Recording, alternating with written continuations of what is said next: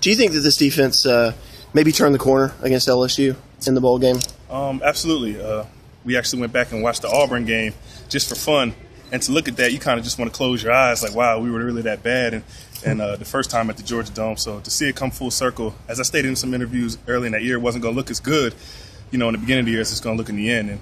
And I think we pulled through with that and became a better defense and stepped through the door a little bit and showed that we can compete at the top level. When did you watch that Auburn game? Right afterwards, just for watching it, just to see how far we actually came, to see that we never want to go back to that point.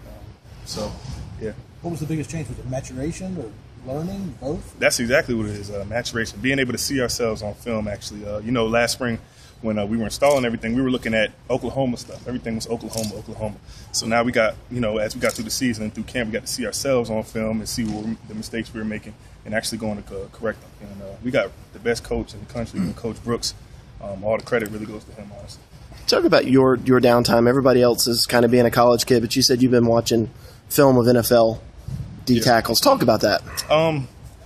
The definition of insanity is doing the same thing over and over, expecting different results. So, I just wanted to do something different. I chose to use my weekends as, researching healthy things I could eat and studying film in order to do something different to take my game to the next level to help the team. So that's the way I looked at it. It's a little sacrifice. I'm older now. I outgrew everything. So now I'm just trying to bring the younger guys along, teach them how to take care of their body, sometimes physically drag them into the cold tub, telling them, it's better to do it early on in your career so you don't have as many aches and pains as maybe I do or some of the other older guys who didn't get in the cold tub early on in their career. So, just helping them out like that as big brother.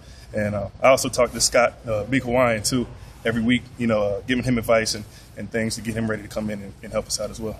Who are the NFL guys you've been watching? Definitely Justin Smith from the 49ers. That's what I study most. I feel like it's almost like he was coached by Coach Brooks. The way he's gap sound and emulate his game emulates his.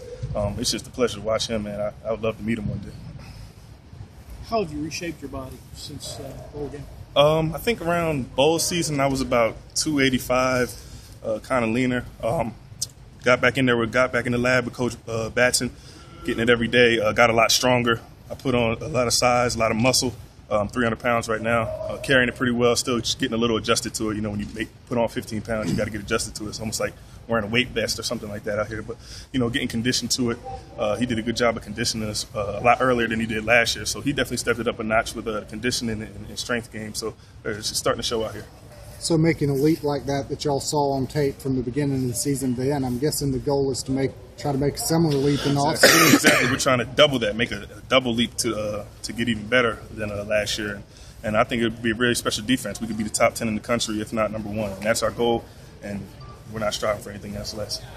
Do you think you've kind of turned into the old man on the defense, the leader? Absolutely. I actually get all the old guy jokes, even from Coach Brooks, who swears he's 29 years old still, but he's always calling me 30 and calling me old. So I accept the role.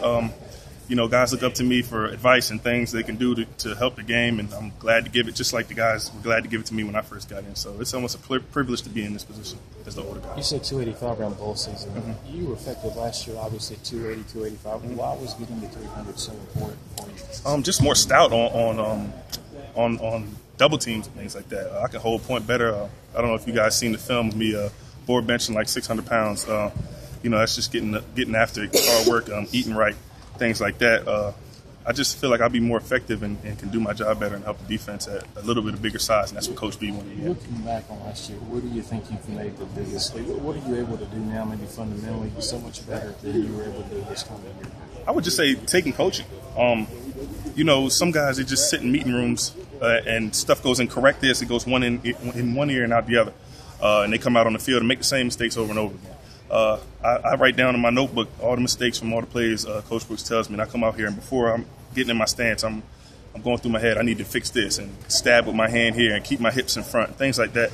Just being coachable and correcting the mistakes, the little things, fundamental.